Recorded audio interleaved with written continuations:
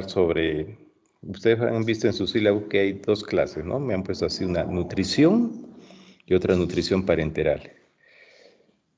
Esas dos clases las vamos a hacer en una sola, que en realidad es la nutrición parenteral en el recién nacido.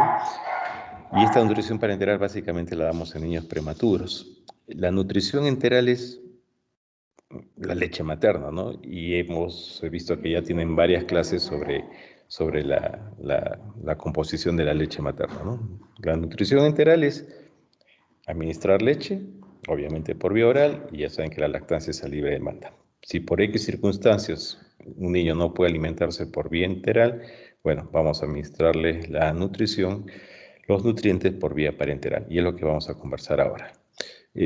Como yo no tengo acá el comando, ¿tú me pasas? ¿Sí? ¿Me lo puedes avanzar? Ok, gracias. Bien, entonces, ¿cómo se define nutrición parenteral? La nutrición parenteral es la infusión endovenosa de una mezcla de macronutrientes, aminoácidos, glucosa, lípidos y de micronutrientes, vitaminas, minerales y oligoelementos, que va a brindar los requerimientos nutricionales de un recién nacido prematuro o de alto riesgo para conseguir un crecimiento óptimo sin exceder sus capacidades metabólicas y de excreción. Esa es la definición clásica de la nutrición parenteral. La siguiente, por favor. ¿Cuál es el objetivo de la nutrición parenteral? Conseguir unas tasas de crecimiento equivalentes a las que se producen intraútero, lo cual sabemos que es algo sumamente difícil, pero por lo menos lo vamos a intentar. 2, reducir la morbilidad y mortalidad asociada a la malnutrición. Siguiente. Bien. La nutrición parenteral básicamente va a ser para niños de muy bajo peso, que son niños con un peso menor de 1.500 gramos, que son niños con una edad gestacional menor de 32 semanas, ¿no? Esos niños, así no tengan ningún otro problema, sean simplemente prematuros, sabemos que no los voy a poder alimentar con la lechecita por vía oral, ¿no? Claro, los voy a poder alimentar, pero con una cantidad muy pequeñita, tienen que ir tolerando y progresivamente se va aumentando la cantidad de leche. Y mientras tanto, tengo que administrar la nutrición parenteral. Y estos niños de muy bajo peso, que son niños de 32 semanas de edad gestacional o menos, ¿qué características energéticas tienen? En primer lugar, reservas energéticas limitadas, ¿no? Recuerden que el depósito de carbohidratos, el depósito de lípidos, incluso de proteínas, se va a realizar básicamente en el último trimestre del embarazo y estos niños van a nacer antes de que culmine el embarazo. Estos recién nacidos tienen un índice de recambio proteico bastante elevado, ¿no? Estos niños tienen requerimientos mayores de glucosa y grasa. Estos niños van a tener una pérdida insensible de agua excesivas y tienen limitaciones fisiológicas gastrointestinales que limitan pues su alimentación por vía oral. La siguiente. Bien, entonces, ¿cuáles son las vías de administración de la nutrición parenteral? Puede ser por vía periférica o puede ser por una vía central. Cuando administro la nutrición parenteral por vía periférica, la osmolaridad máxima que puedo administrar a través de estos vasos sanguíneos es de 800 milosmoles por litro. En cambio, cuando doy la nutrición por una vía central, la osmolaridad que podría dar es hasta 1.800 milosmoles por litro. Entonces, lo ideal sería administrar la nutrición parenteral por una vía central. Pero a veces no puedo conseguir esta vía central y entonces la tengo que administrar por vía periférica. Cuando se administra la nutrición parenteral por vía periférica, como yo tengo un máximo de osmolaridad de 800 milosmoles por litro, tengo un incremento de energía limitado. Habitualmente no puedo utilizar destrozas más allá de una concentración del 12.5%.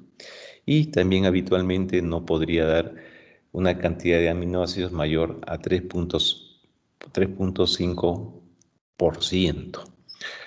En cambio, cuando doy la nutrición parenteral por vía central, bueno, puedo utilizar concentraciones de dextrosa altas y también puedo dar mayor cantidad de aminoácidos de proteína.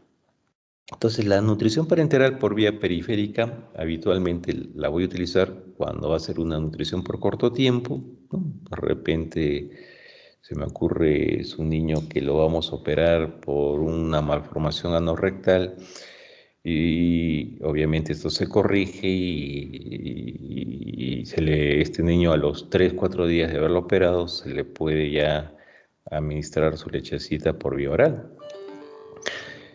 En cambio, cuando esta nutrición parenteral va a ser prolongada, obviamente lo ideal es utilizar una vía central.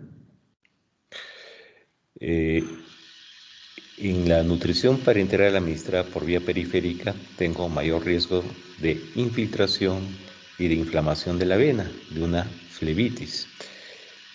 Y también el riesgo de administrar calcio por vía periférica, si es que se produce una extravasación de este calcio, sabemos que se puede producir una necrosis a nivel donde ocurrió esta extravasación. Y entonces, en general, la mayoría de servicios prefieren no administrar calcio cuando tenemos una vía periférica. Ahora, cuando es una vía central, no tenemos mayor problema. Puedo utilizar concentraciones de dextrosa altas, mayores de 12.5%. Y las vías centrales que utilizamos en el recién nacido puede ser a través de un catéter central de inserción periférica, que es el famoso PIC, que es lo más común, o pueden ser efectivamente catéteres centrales, pueden ser en la vena yugular, en la subclavia. Colocar un catéter central en un recién nacido es dificultoso, no es fácil. Y podemos presentar varias complicaciones, dentro de ellas la perforación de la pleura y entonces se produce un hemotórax. En cambio, colocar un catéter central de inserción periférica es algo relativamente sencillo, ¿no? ¿En qué consiste esto? Se coloca como una venita, ¿no? Una vena periférica, y a través de esa vena periférica inserto un catéter que va a llegar hasta la vena cava superior o vena cava inferior, ¿no? Y las posibilidades de complicaciones son mucho menores que cuando inserto un catéter en una vena central directamente. Además, un catéter que está en una vena central, pero de inserción periférica, este catéter me puede servir hasta unas 4 semanas. En cambio, el catéter central, seguramente su utilidad va a ser unas 3 semanas o a veces de 15 días. Entonces, lo ideal es administrar la nutrición parenteral por vía central y utilizando un catéter central de inserción periférica, que son los famosos PIC. La siguiente. ¿Y cuáles son las indicaciones de la nutrición parenteral en neonatología?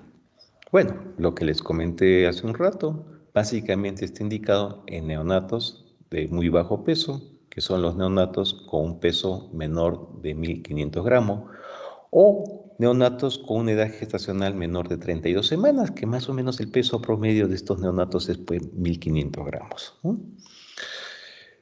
Ahora, también se va a indicar en neonatos de pronto más grandecitos, prematuros más grandes, o neonatos a término, pero que tienen una patología gastrointestinal, ya sea médico-quirúrgica, y por consiguiente no pueden recibir la nutrición enteral por más de 5 días.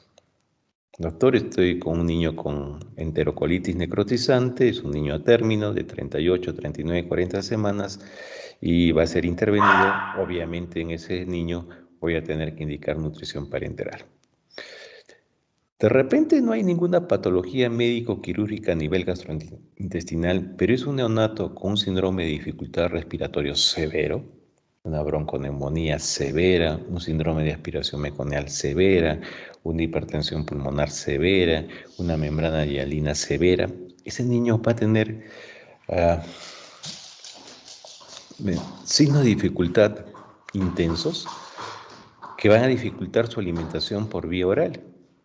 Y entonces voy a tenerlo que alimentar por vía parenteral. Y de repente estoy en la situación clínica que estoy ante un prematuro mayor de 1500 gramos, pero estoy con un aumento muy lento de alimentación de lechecita por vía enteral, y para evitar que este neonato se desnutra, bueno, podría administrarle la nutrición parenteral. La siguiente. ¿Y en qué niños no debería administrar nutrición parenteral? Si estoy ante un recién nacido con malformaciones congénitas mayores, ¿no? Cuyo pronóstico de vida es malo,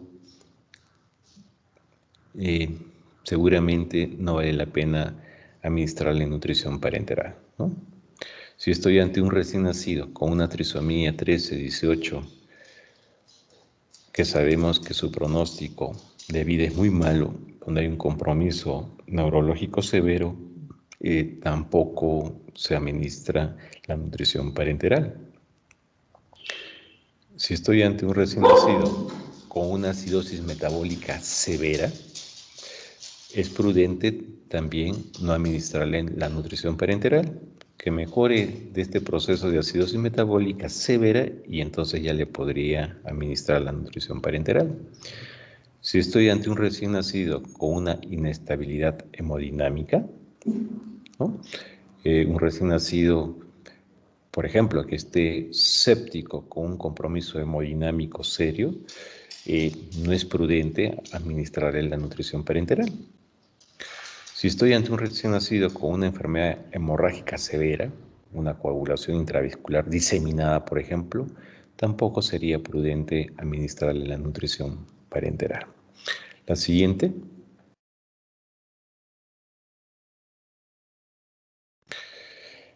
Muy bien, entonces ya hemos hablado del objetivo, las vías de administración de la nutrición parenteral, las indicaciones, las contraindicaciones, y ahora vamos a hablar de los componentes de la nutrición parenteral.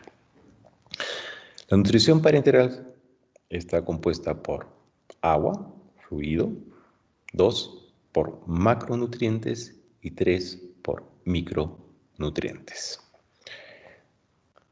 ¿Qué macronutrientes? Carbohidratos, proteínas y lípidos. ¿Y qué micronutrientes? Los minerales mayores, que generalmente son los electrolitos, minerales traza, que son los van a encontrar en sus textos también como oligoelementos, y finalmente las vitaminas. Entonces los micronutrientes están compuestos por minerales y vitaminas. Y dentro de los minerales tenemos unos minerales mayores, que son los electrolitos, y los minerales traza, que se les llama también oligoelementos. Ahí en la diapo, en el lado derecho, están viendo los diferentes compuestos de macronutrientes y micronutrientes. La siguiente. ¿Cómo se prepara esta nutrición parenteral? Se va a preparar en una unidad especial que se le llama USNA, en el caso de mi hospital. Es una unidad de servicio de nutrición. Y en esta unidad, ahí ustedes ven las fotos, es como que entraras a sala de operaciones, ¿no? Tienes que entrar con mandil estéril, con barbijo estéril, gorro, guantes. Es como que entraras a una sala de operaciones. Y ahí los señoritas químico-farmacéuticas son las que se encargan de preparar la nutrición parenteral.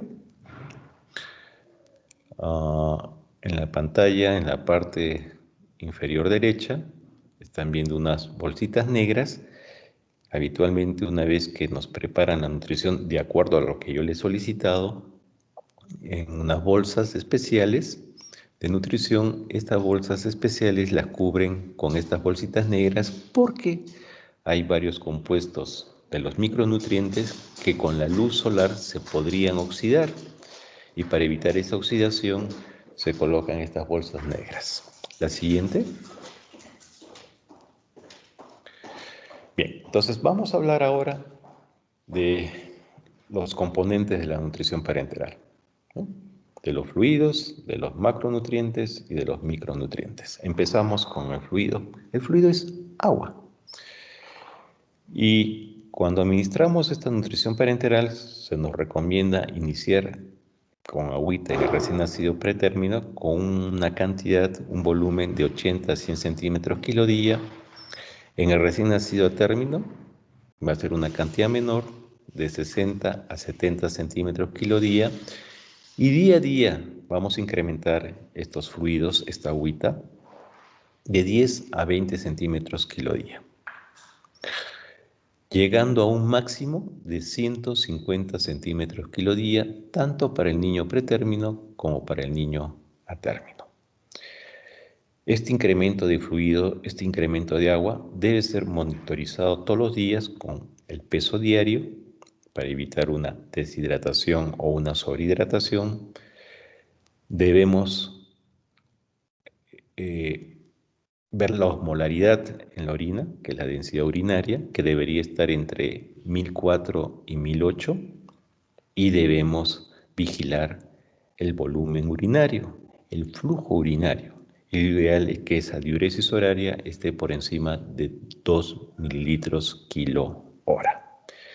Si tengo un niño que se ha bajado de peso con una densidad urinaria alta y con un flujo urinario menor de 2 mililitros por kilo hora, significaría seguramente que no he dado la suficiente cantidad de agua y eso lo tendría que corregir. Y al revés, si tengo un niño que se ha subido mucho de peso con una densidad urinaria baja y con un flujo urinario alto, seguramente significaría que le he dado mucha agua y lo he sobrehidratado a ese niño. Entonces, el agua lo monitorizamos, como vamos a revisar en la otra clase de fluidos. Lo monitorizamos con el peso, con la densidad urinaria y con la diuresis horaria. La siguiente. Ahora vamos a hablar de los macronutrientes y empezamos con carbohidratos. La siguiente. Los carbohidratos, ya saben que es la fuente de energía para todas las células de nuestro organismo. Y los prematuros, que son básicamente los que van a recibir esta nutrición parenteral, requieren una alta energía. Del total de calorías no proteicas, el 60 a 75% debería ser aportada por los carbohidratos. Y en general los carbohidratos deberían aportar el 40 a 55% de las calorías totales. La siguiente. En un recién nacido pretérmino, seguramente vamos a aportar un volumen de infusión de glucosa, el famoso BIG, que ya lo conversamos en la clase de hipoglicemia, de 4 a 6 miligramos kilo minuto. Y en un recién nacido a término podemos iniciar con un volumen de infusión de glucosa mayor de 6 a 8 miligramos kilo minuto. Recuerden que el prematuro pequeño, como les dije en la clase de trastornos metabólicos, tiene mayor chance de hacer hiperglicemia y por eso es que en general en los prematuros empezamos con BIG menores. Y ya saben por qué tiene mayor chance de hiperglicemia, porque tienen una menor secreción de insulina, un páncreas inmaduro, y porque esa poquita insulina que secretan hay una resistencia a su acción a nivel de las células. Inicio con esos valores de infusión de glucosa, ya sea pretérmino o a término, y debería aumentar de 1 a 2 miligramos kilo minuto cada 24 horas en los prematuros. Miren, un aumento prudente de 1 a 2 unidades. Y en un niño a término sí podría aumentar mayor cantidad el volumen de infusión de glucosa de 2 a 3 miligramos kilo minuto, siempre y cuando, tanto en el prematuro como en el niño a término, sus valores de glucosa estén por debajo de 150 miligramos por decilitro. Y el máximo VIG, el máximo volumen de infusión de glucosa que debería llegar en la nutrición parenteral es a 12.5 miligramos kilo minuto. Bien, así como el agua lo monitorizaba con el peso, con la densidad urinaria y con el flujo urinario, ¿cómo monitorizo si mi niño está tolerando o no estos carbohidratos? Bueno, lo voy a monitorizar haciéndole una glucometría, haciendo un control de glucosa en sangre o a través de una tira reactiva viendo si está eliminando glucosa en la orina, o sea, a través de la glucosuria. La siguiente. Bueno, ¿y cuál es la complicación más común en la administración de carbohidratos en la nutrición parenteral? Lo más común es que haga los niños hiperglicemia. O sea, hipoglicemia, bien difícil con ese volumen de infusión de glucosa que le administro. Lo más común es que me vaya al otro extremo a que este bebé haga una hiperglicemia. Y si ocurriese esta complicación, bueno, pues tengo que reducir la concentración de glucosa. Si le estaba dando un VIG de 6, bueno, le puedo disminuir de 1 a 2 puntos, le daré un VIG de 5 a 4. Y con eso debería disminuir la concentración de glucosa. Y si pese a que yo disminuya el VIG, mi niño no disminuye esta concentración de glucosa, ahí voy a hacer uso de la insulina. En algunas unidades, cuando ya estoy con VIG altos, a la par se administra también insulina. En el caso de mi unidad de neonatología, ustedes saben que trabajo yo en el Hospital Nacional Carlos Alberto Seguín Escobedo, no usamos esa práctica, o sea, no administramos insulina en la nutrición parenteral. Simplemente estoy con VIG altos, voy controlando la glucosa. Y si está alta, simplemente disminuyo el VIG. La siguiente.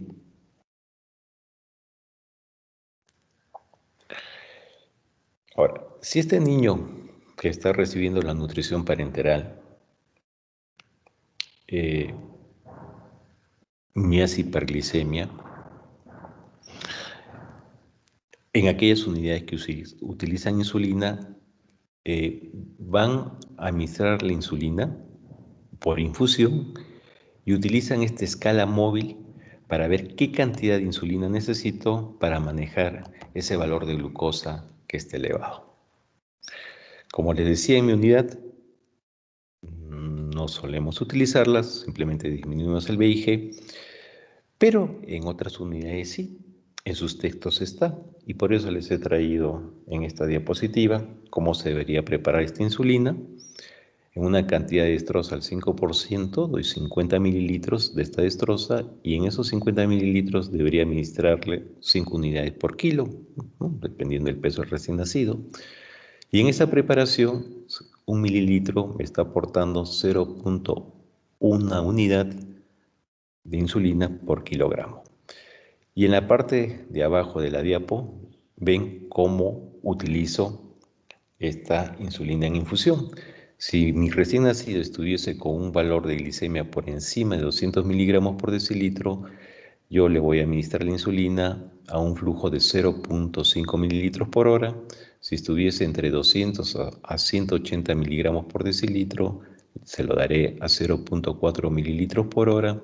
Si es de 180 a 160, 0.3. Si es entre 160 a 140, 0.2. Y si es entre 140 a 120, 0.1. Y si está ya el valor de glucosa menos de 120, entonces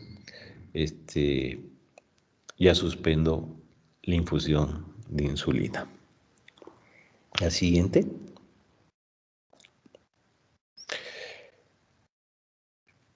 El siguiente macronutriente, proteína. ¿Y cómo se administran las proteínas? La siguiente. Las proteínas las debemos iniciar desde el primer día de vida. Y se lo pongo acá desde el primer día de vida porque si ustedes revisan sus textos de hace unos 5 años, 6 años, revisan nutrición parenteral en recién nacido, van a ver que ahí nos recomendaban en ese entonces iniciar la administración de proteína a partir del segundo día de vida. Y si revisan textos un poco más antiguos, van a ver que nos decían que había que administrar la proteína recién a partir del tercer día de vida. Bueno, ese concepto ha cambiado. Antes teníamos temor a que el niño no vaya a tolerar esta proteína por vía parenteral, pero se ha visto que no hay problemas y por consiguiente ahora, siglo XXI, desde el primer día de vida debería administrar la proteína en la nutrición parenteral de este bebé. Recuerden que el aporte mínimo para prevenir un balance nitrogenado negativo debe ser de 1.5 gramos kilo día. Si yo le doy a este niño 1 gramo kilo día o 0.5 gramos kilo día, se va a generar un catabolismo, o sea, va a empezar a destruirse sus proteínas de este bebé para poder mantener un balance nitrogenado positivo. Entonces, para evitar este catabolismo proteico, la cantidad mínima que debería administrar a este bebé es de 1.5 gramos kilo día. Las proteínas en general nos deberían proporcionar 12 a 15% del aporte energético total y en general hay un principio básico en la nutrición parenteral que nos dicen que por cada gramo de proteína debo aportar de 20 a 25 calorías no proteicas. Miren, antes esto era complicado, ¿ya? Teníamos que hacer los cálculos, pero ahora todo ya está computarizado. Entonces, nosotros simplemente en el software de nutrición parenteral ponemos cuántos gramos de proteína quiero y ya la computadora se encarga de ver cuántos gramos de carbohidratos tendría que darle, cuántos gramos de lípidos debería darle para tener esta relación óptima, ¿ya? Entonces, las cosas se han simplificado. Antes sí lo hacíamos todo manualmente, pero ahora a través de estos medios tecnológicos la cosa es muy sencilla. Cuando sean internos y roten en el servicio van a ver que formular una nutrición parenteral en el niño antes nos demandaba hacer los cálculos unos 20 minutos y nos rayábamos. En cambio ahora, con la computadora, seguramente que por paciente no nos demoramos más de, no les miento, seguramente 5 minutos. El siguiente. Deberíamos iniciar con una cantidad, obviamente, si quiero evitar ese catabolismo proteico, han visto que lo mínimo debería ser 1.5 gramos kilo día, entonces nos recomiendan iniciar con unos 2-3 gramos kilo día, ¿no? No solamente para evitar el catabolismo, sino con esta cantidad ya voy a tener una acreción a nivel de mi organismo, o sea, va a haber un depósito ya de proteínas a nivel de mi organismo y día a día debería incrementar de 0,5 a 1 gramo kilo día y finalmente llegar a un tope en el prematuro de 3.5 a 4 gramos kilo día y en el niño a término el tope es 3 gramos kilo día. La siguiente. Ahora, si bien lo que les he comentado en la diapositiva anterior es un niño relativamente estable, pero si estoy ante un prematuro inestable, si estoy ante un prematuro o un niño a término con una insuficiencia renal aguda, ahí nos recomiendan iniciar ya no con 2-3 gramos kilo día, sino iniciar con 1 gramo kilo día y incrementar progresivamente. Seguramente día a día incrementaremos máximo 0.5 gramos kilo día, porque estoy ante un prematuro inestable y estoy ante un neonato con insuficiencia renal aguda. Si no es esas las situaciones clínicas, puedo ser más agresivo en el inicio de proteínas y incrementar con mayor cantidad estas proteínas. Recordar que debo limitar la administración de aminoácidos a 2.5 gramos kilo día, o sea, no puedo llegar al tope que les he mencionado en la diapositiva anterior cuando estoy ante un paciente con insuficiencia renal aguda y cuando hago su control del nitrógeno ureico, veo que este nitrógeno ureico está incrementado, ¿no? El nitrógeno ureico incrementado me da una idea si está metabolizando bien estas proteínas o de pronto no. Si está incrementado, significa que seguramente estoy dando mucha proteína. Y si está en un valor adecuado, pues significa que ese aporte proteico que le estoy dando a este recién nacido lo está metabolizando adecuadamente. Siempre que hay proteína, tengo que tener cuidado con mi riñoncito, ¿no? El riñoncito, recuerden ustedes que puede manejar cierta cantidad de osmolaridad. Cuando estos nutrientes que doy le generan mucha osmolaridad, ya podrían generar un daño a nivel del riñón. Entonces, lógico entender, si tengo mi riñón que está en insuficiencia, o sea que tiene algún problema, oye, no le des mucha proteína, porque si no, lo vas a arruinar más a ese riñón que ya está dañado. Por un lado, claro, necesito la proteína para que mi niño se nutra, pero se la voy a dar de manera limitada. La siguiente.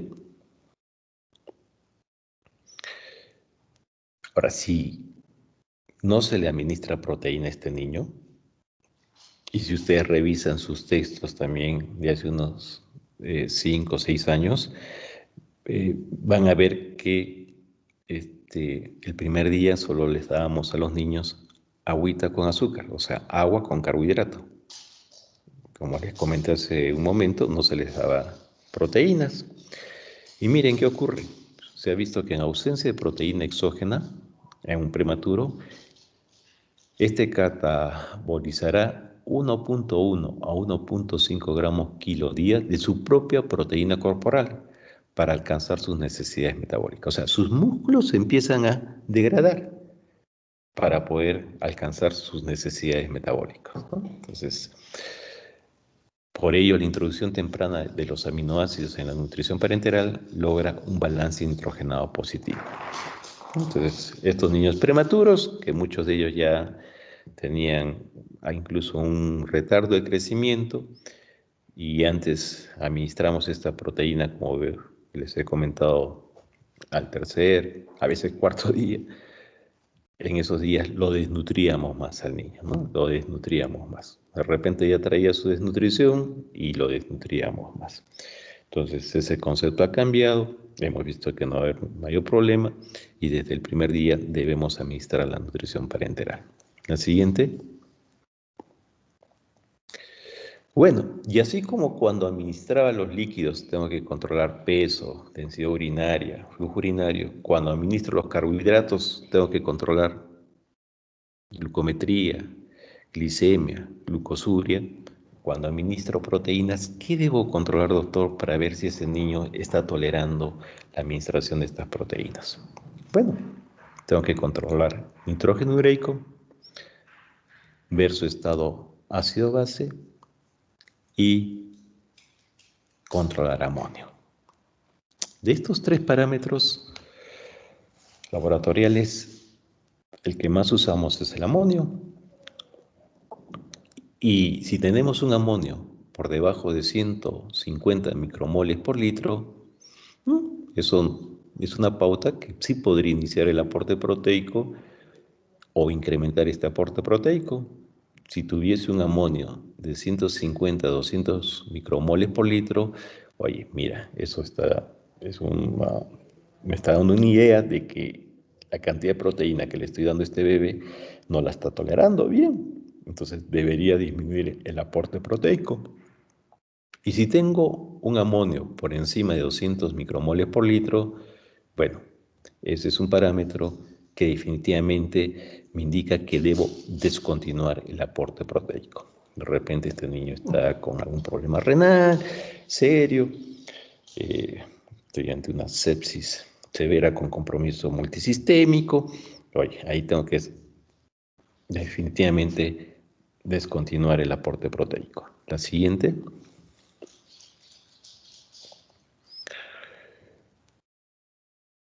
Y si estoy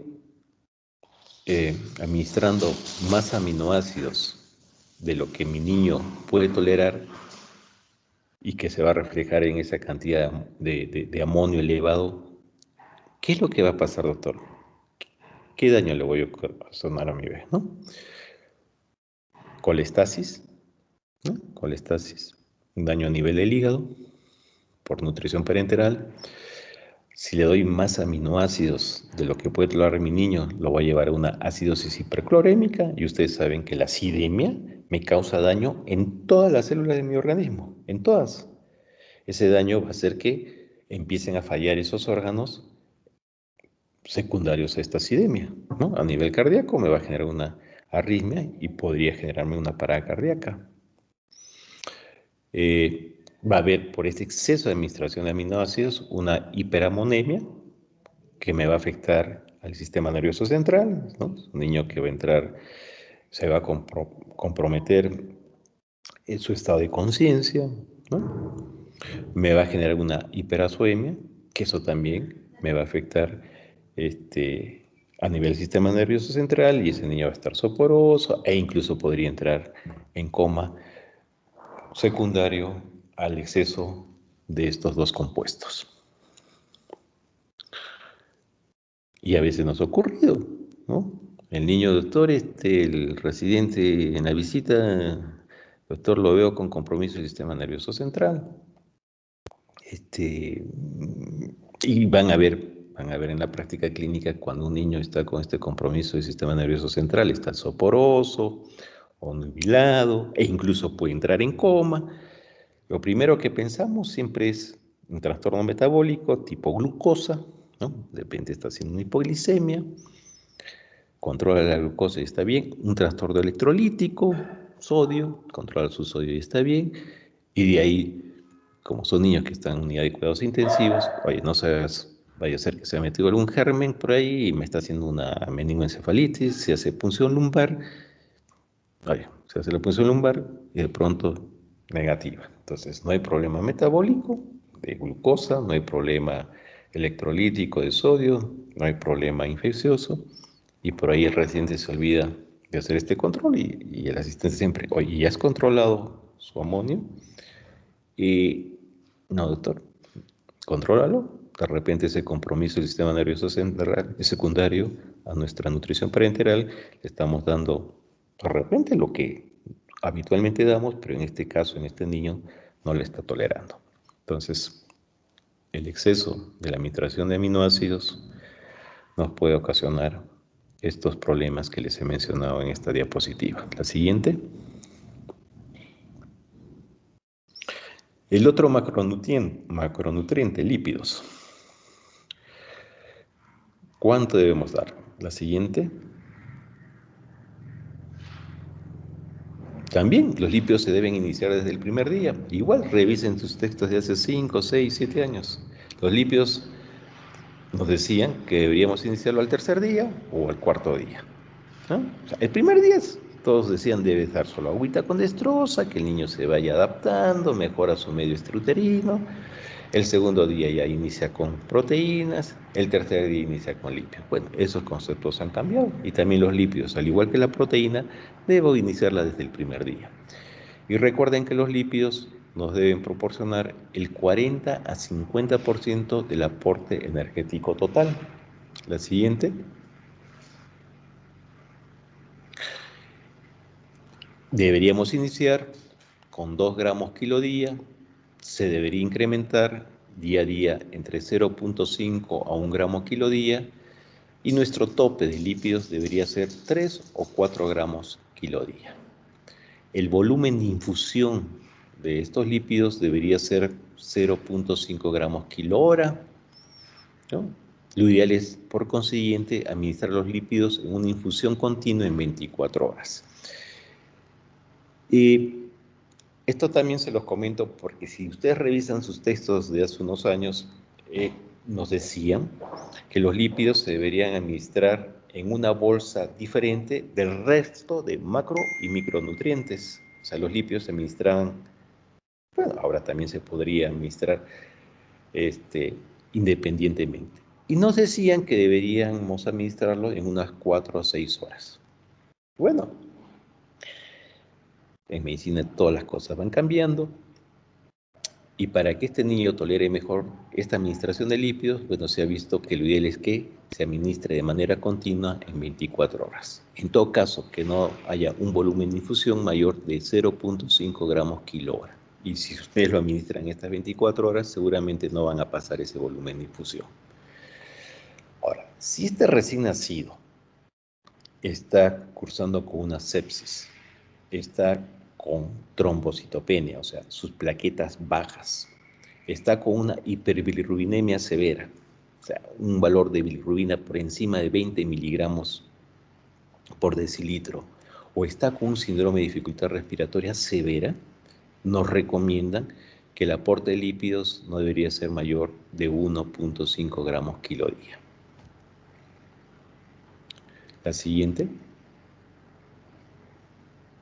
Bueno, y como los carbohidratos y las proteínas hay que monitorizarlas, cuando administro lípidos también tengo que monitorizar si está tolerando o no estos lípidos. ¿Y cómo debo monitorizar estos lípidos? Dosando triglicéridos, ¿no? Dosando triglicéridos, no dosando lípidos totales, sino lo ideal es dosar triglicéridos.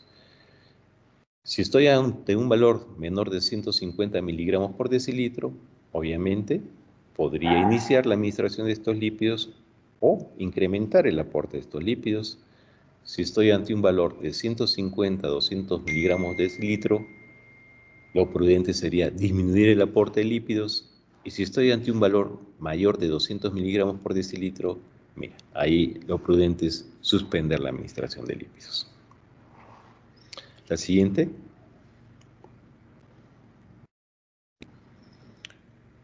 Bueno, y tanto los carbohidratos, las proteínas y los lípidos finalmente nos aportan calorías.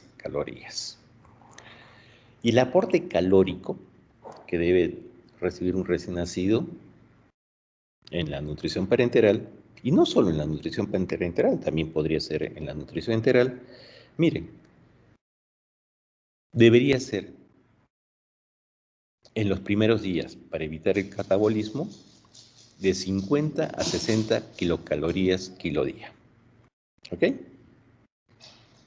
Si yo quiero que este niño crezca, si yo quiero que gane peso, entonces debería darle entre 80 a 90 kilocalorías kilo día.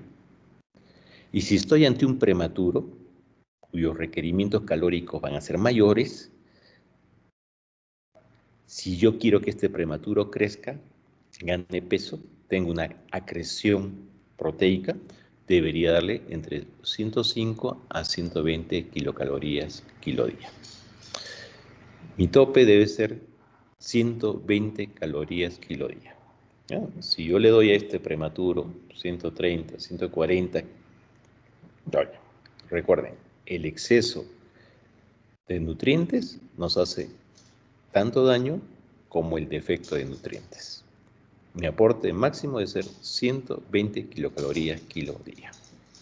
Si tú a este prematuro o a este recién nacido a término que tendrá alguna patología médico, quirúrgica, gastrointestinal y no lo podrías alimentar por vía oral, y tú solo le das agüita con azúcar, que es su destrocita, bueno, si ustedes hacen sus cálculos, doctor, estoy dando a un volumen el primer día de 70 centímetros kilo día y le estoy administrando una destrocita al 10%,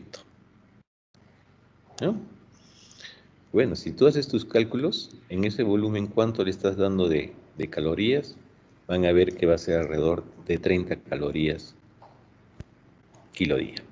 O sea, ni siquiera su mantenimiento. Y obviamente este niño, para poder subsistir, va a empezar a quemar sus músculos para obtener calorías. Seguramente no va a tener buena cantidad de depósito de glucógeno que podría utilizarlo para quemar calorías. Seguramente que no va a tener buen depósito de grasita para quemar estas calorías, ¿no? Para utilizar esta grasita eh, eh, porque nació prematuro. El último trimestre del embarazo es cuando se produce el depósito de carbohidratos, glucógeno, se va a producir el depósito de lípidos.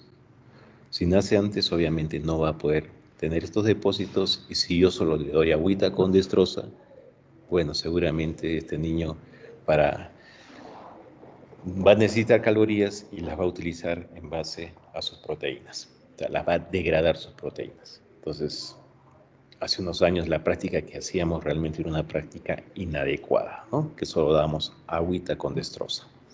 La siguiente. Bueno, entonces eso respecto a macronutrientes. Hemos hablado lo más importante de los carbohidratos, lo más importante de los lípidos y lo más importante de las proteínas. Y ahora, los micronutrientes.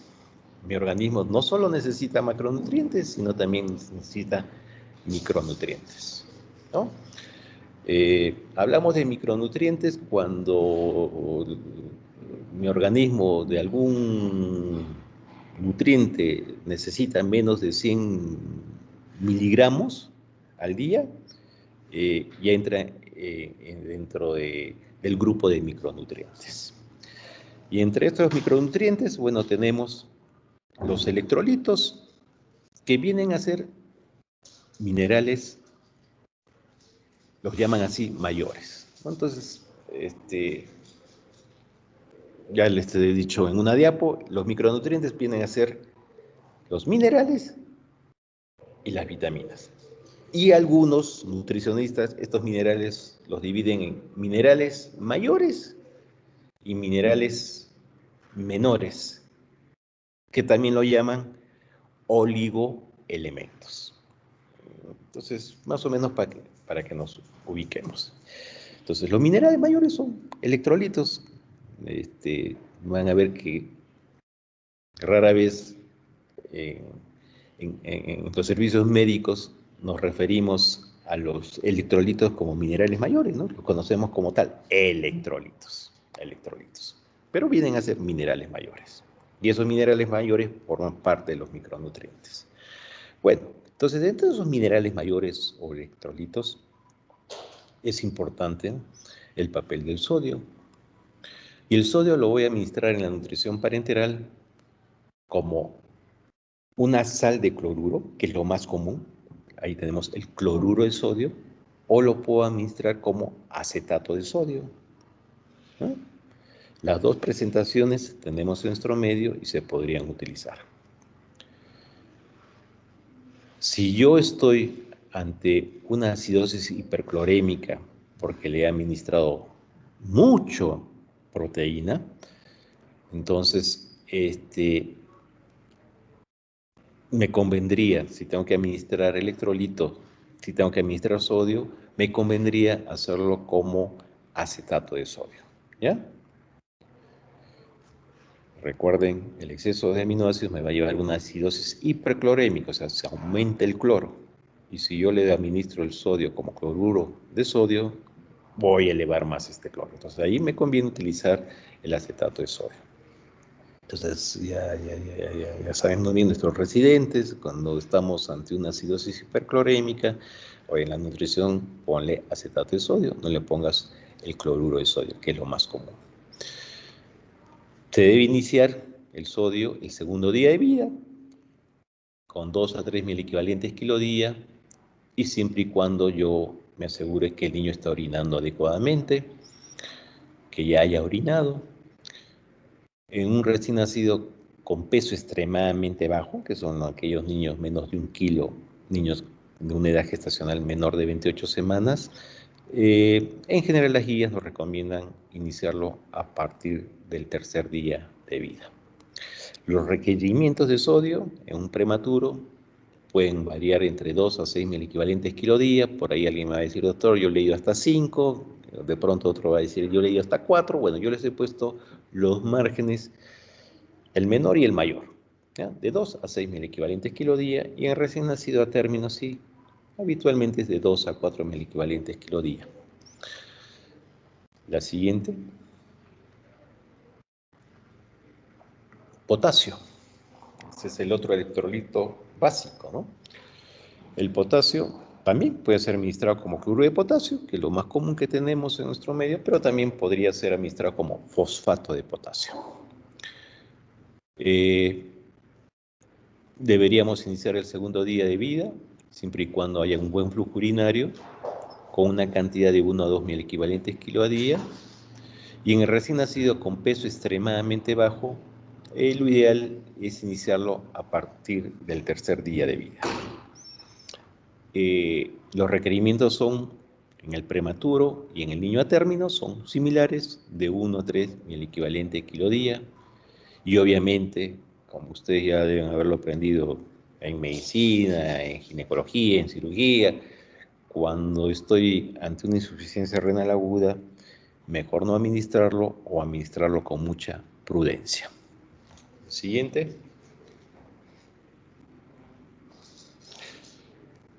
El calcio.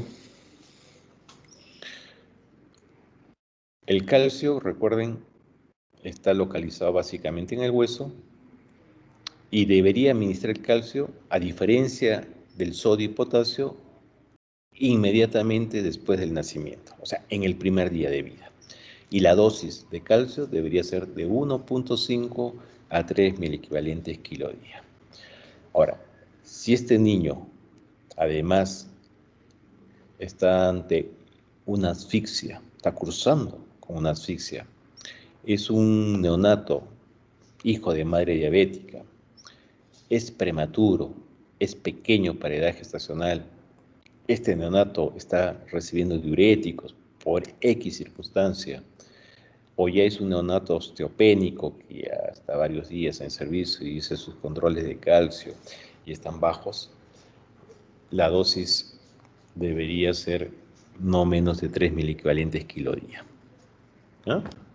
La siguiente.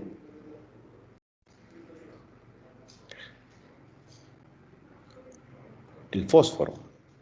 El fósforo juega un papel importante en la producción de energía, en transporte y liberación de oxígeno, en la fagocitosis de leucocitos y resistencia microbiana, ¿no?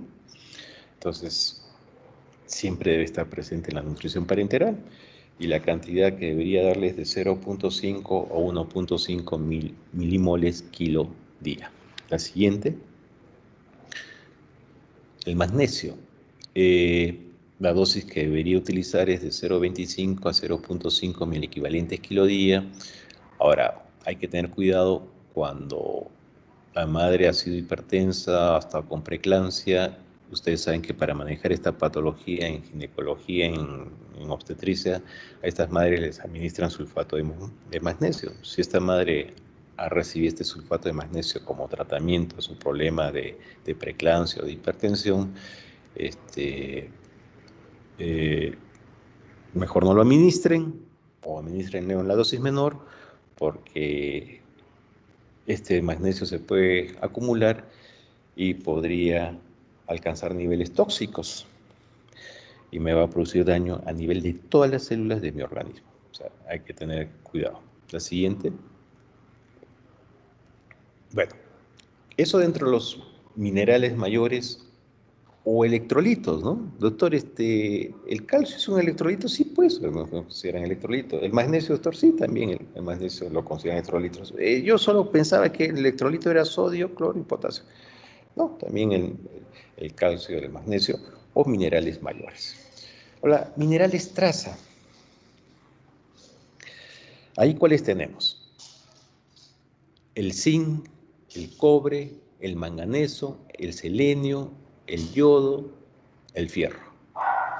Y ahí tienen las cantidades que necesitan mi recién nacido y que debería recibir en la nutrición parenteral. De zinc, 400 microgramos kilo día; de cobre 20 microgramos kilo día, de manganeso 1 microgramo kilo día, de selenio 2 microgramos kilo día, de yodo 1 microgramo kilo día, de flúor 57 microgramos kilo día. Entonces miren la cantidad, ¿no? Por eso se llama minerales traza, son microgramos, o sea, 1 miligramo, ¿cuántos microgramos trae? Hagan su conversión, o sea, son cantidades muy pequeñitas. Y los minerales traza, en general, se recomiendan administrarlos a partir del 5.º día de vida. O sea, no lo administramos el primero, el segundo, el tercero, cuarto, sino a partir del 5.º, que pronto podría ser también el 6.º día. Ahora, en nuestro medio, no existen elementos trazos independientes, a diferencia del sodio, del potasio, del calcio, del magnesio. En estos minerales traza no hay una ampolla, doctor, que trae solo zinc, no hay una ampolla que trae solo cobre, no hay una ampolla que solo trae manganeso o selenio. No, es una ampollita que trae todos estos minerales traza. Entonces, y eso también nos facilita, ¿no? Y se administra una dosis estándar tanto para el recién nacido a término como el pretérmino. ¿Y cuál es esa dosis estándar? 0.4 mililitros kilo día. O sea, administrando 0.4 mililitros kilo día de estas ampollitas estándar, ustedes están cubriendo esos requerimientos que están en la línea superior. Ahora, estos minerales traza, cuando estoy ante una colestasis hepática, mejor es no administrarlos. No es que todos esos minerales traza me generen problema a nivel hepático, los que me va a generar es cobre y manganeso, pero vienen cobre, manganeso, viene con todo el resto, y entonces tendría que suspender esta administración de minerales traza. En algún otro sitio donde tienen independientemente ampollitas que traen estos minerales traza, bueno, pues ahí podrían solo suspender el cobre y manganeso, pero en nuestro medio tenemos que suspenderlo todo. Recuerden que en una insuficiencia renal aguda tampoco se nos recomienda administrar selenio, cromo y molibdeno porque pueden generar más injuria renal.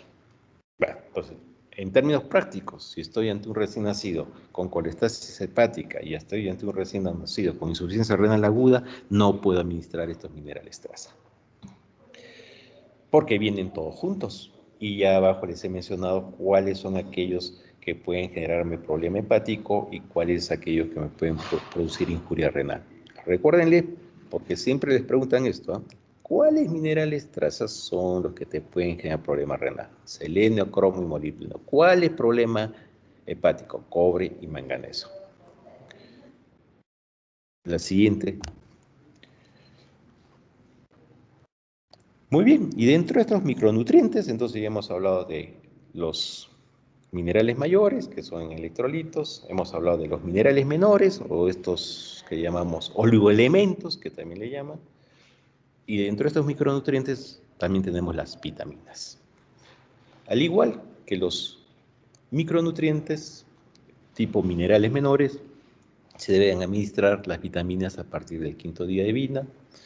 Las vitaminas pueden ser liposolubles, hidrosolubles, y también estas vitaminas vienen en un solo preparado juntas, tanto las lipo como hidrosolubles. Y la dosis estándar es de 2 mililitros kilo día del multivitamínico pediátrico. Hay varios nombres comerciales. Y como máximo se debería dar 5 mililitros por día.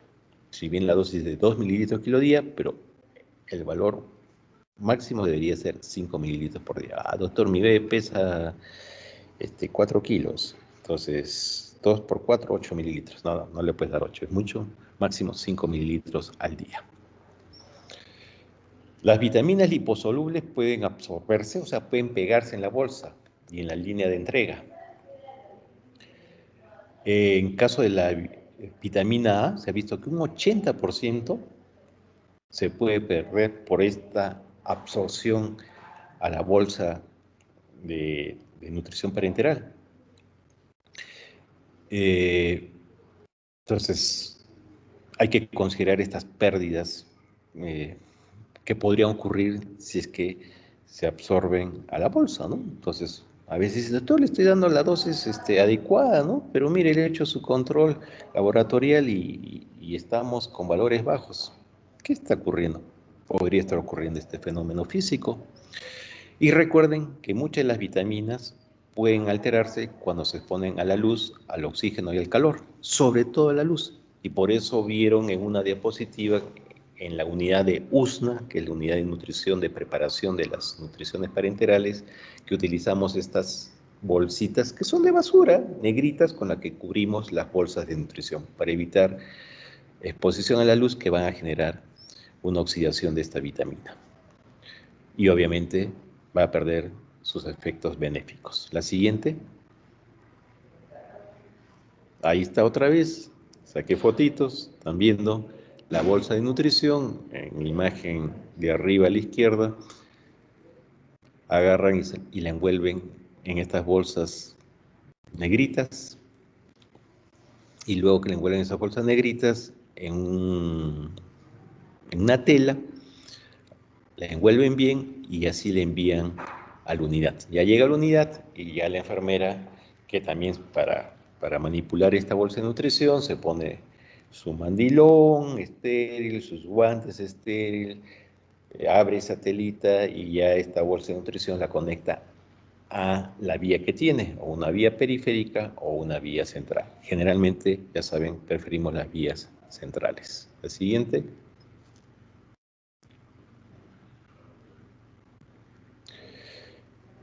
Ya estamos terminando.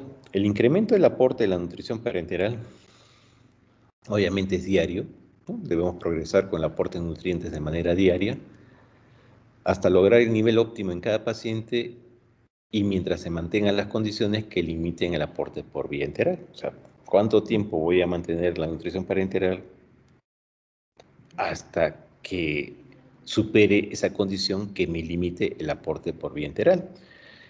Siguiente.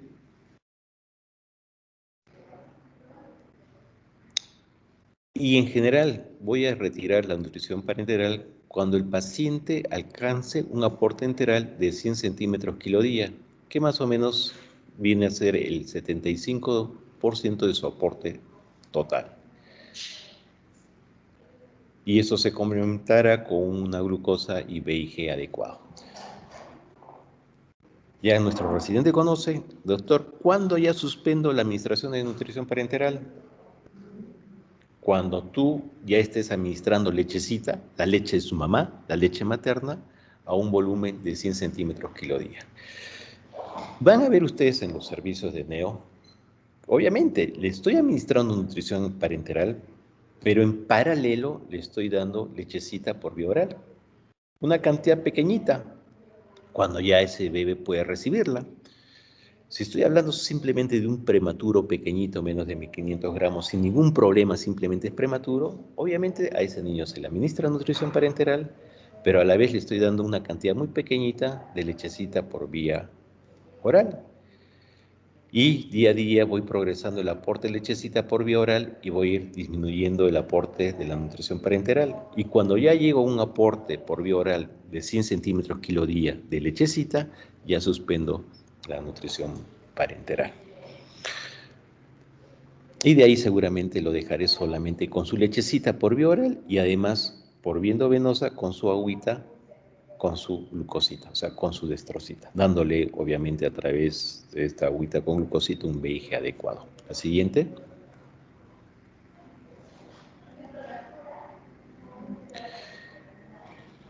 Recuerden esto, no se debe administrar soluciones de nutrición parenteral en volúmenes inferiores a 50 mililitros kilo día, por el riesgo de hiperosmolaridad, ¿no?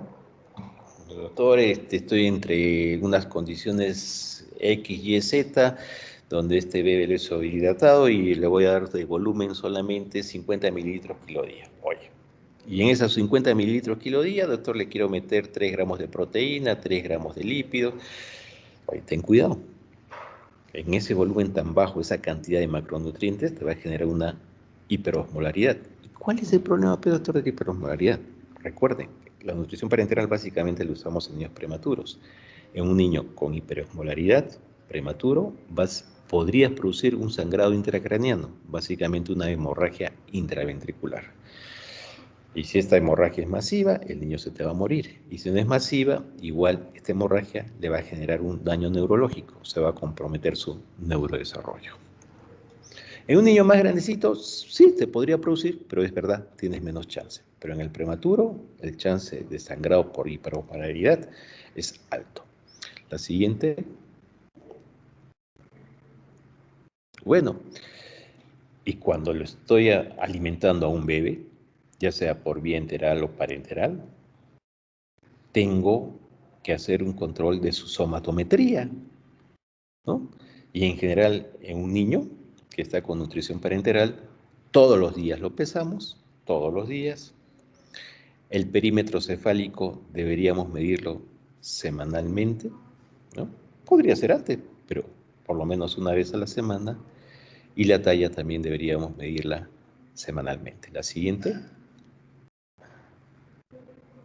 perímetro cefálico, semanal. Ya ahí están en la historia, van a ver, se anota todos los días su peso y el perímetro cefálico cada 7 días. La siguiente, esta es una manera indirecta, el perímetro cefálico, de ver si está creciendo el cerebrito. Entonces, ahí está. ¿Qué es lo que debo monitorizar en la nutrición parenteral? Bueno, somatometría, parámetros metabólicos, parámetros clínicos y biometría hemática. Somatometría, debería peso, talla y cabecita.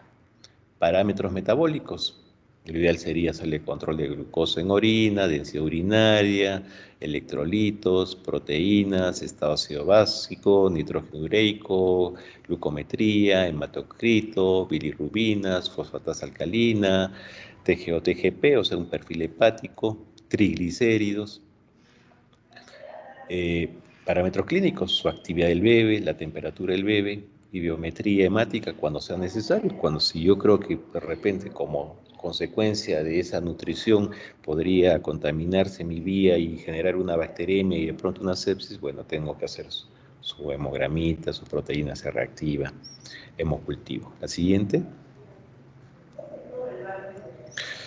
Bueno, y como todo en medicina, sí, pues la nutrición parenteral es una maravilla, va a hacer que mi niño crezca como debería crecer intraútero, ¿no? Si nació prematuro, pero voy a tener complicaciones, ¿no? Cada organismo es diferente. ¿Y qué complicaciones metabólicas podría presentarse secundaria a la nutrición parenteral? Hipoglicemia, hiperglicemia, hipertrigliceridemia, hiperamonemia. La siguiente. Tengo también chance de complicaciones infecciosas, ¿no? En el sitio donde coloco el catéter puede ser el punto de partida de una sepsis bacteriana, podría tener presencia de hongos.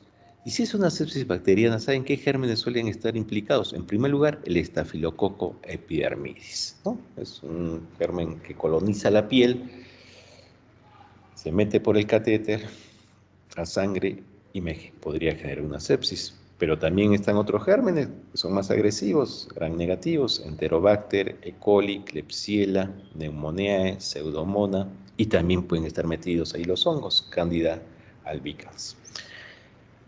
¿Y saben cuál componente nutricional es el que más me puede predisponer a la presencia de estos gérmenes? Los lípidos. Los lípidos, ¿no? En los lípidos fácilmente proliferan estos bichitos, más que en las proteínas, más que en los carbohidratos, más que en los micronutrientes. Los lípidos es un caldo de cultivo extraordinario para los gérmenes. La siguiente. Puede haber una perforación vascular, ya son complicaciones relacionadas con el catéter. Lo manipulé inadecuadamente mi catéter y perforé el vaso. Eso es una desgracia. Mi niño se muere por hipovolemia. Puedo generar trombos, un embolismo, me hace un embolismo a nivel respiratorio y va a entrar el niño en una insuficiencia respiratoria bárbara. En el momento que coloco los catéteres, sobre todo no cuando utilizo el PIC, ¿no? Que el catéter central de inserción periférica, sino el clásico. Puedo generar neumotoras, hemorragia, taponamiento cardíaco, lesión de plexo nervioso, al tratar de ubicar la vena yugular, la vena subclavia. Se rompe el vasito por el catéter y me va a generar una infiltración. Y de pronto esa nutrición parenteral se acumula a nivel del tórax, ¿no? Me genera un acúmulo de nutrición a nivel de la cavidad torácica. Me puede generar una trombosis. La siguiente. Ya no hay más. Muy bien. Entonces, yo he adelantado esta clase, ¿no? Me pusieron ahí nutrición parenteral. Entonces, nutrición, entendía que ¿qué es nutrición? O sea, nutrir a un recién nacido sin problemas es darle la leche materna y ustedes van a tener varias clases sobre leche materna. Entonces, la nutrición parenteral, voy a redondear y con esto termino, se da básicamente, lo que más van a ver en la unidad es para administrar, pues, se administra en niños prematuros menos de 1.500 gramos, menos de 32 semanas de edad gestacional. O sea, son aquellos niños pequeñitos que lamentablemente no pueden recibir todo su aporte de leche por vía oral, porque tienen una inmadurez de todo su tracto gastrointestinal. Entonces hay que administrar los nutrientes por vía parenteral. Y la mayor parte de veces en la unidad vamos a administrar estos nutrientes por, obviamente, una vía central, pero de inserción periférica. O sea, vamos a utilizar un catéter que por vía periférica se lo vamos a hacer llegar hasta una vena grande, que va a ser la vena cava superior o inferior. Eso se llama un PIC y habitualmente van a ver ustedes en la unidad de neonatología pues que esta nutrición se administra a través de estos PIC. No utilizamos estos catéteres centrales porque ya saben las complicaciones que se pueden producir y además no es fácil colocar un catéter central en un recién nacido. Realmente es bien difícil, realmente es bien estresante. ¿Y qué nutrientes administramos? Macro, carbohidratos, proteínas, grasas y micronutrientes. Ahí administramos minerales mayores, minerales menores y vitaminas. Y eso sí, cuando administramos los macronutrientes, siempre controlamos para el nivel, para ver el aporte de carbohidratos, glucosa. Cuando administramos lípidos, triglicéridos, y cuando administramos las proteínas, el amonio. ¿Ya? ¿Alguna pregunta de lo que hemos conversado?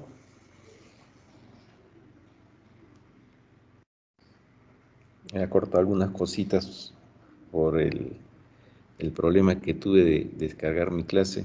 Para mañana te la voy a mandar a ti, a la delegada también, para que no tenga ningún problema, ¿ya? Te lo voy a mandar por correo para que tú me la descargues. ¿Alguna pregunta de lo que hemos conversado? Bueno, si no hay preguntas, entonces el día de mañana vamos a revisar la clase de líquidos, ¿ya? De líquidos y electrolitos.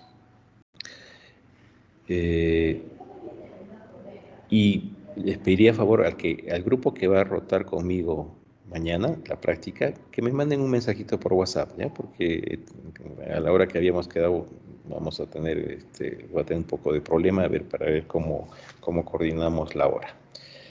Muy bien, amigos, entonces si no hay preguntas, nos estamos viendo mañana. Suerte. Chao. Hasta luego, doctor. Gracias, hasta mañana. Gracias. Hasta luego. Gracias, doctor. Hasta luego, doctor. Chao. Chao.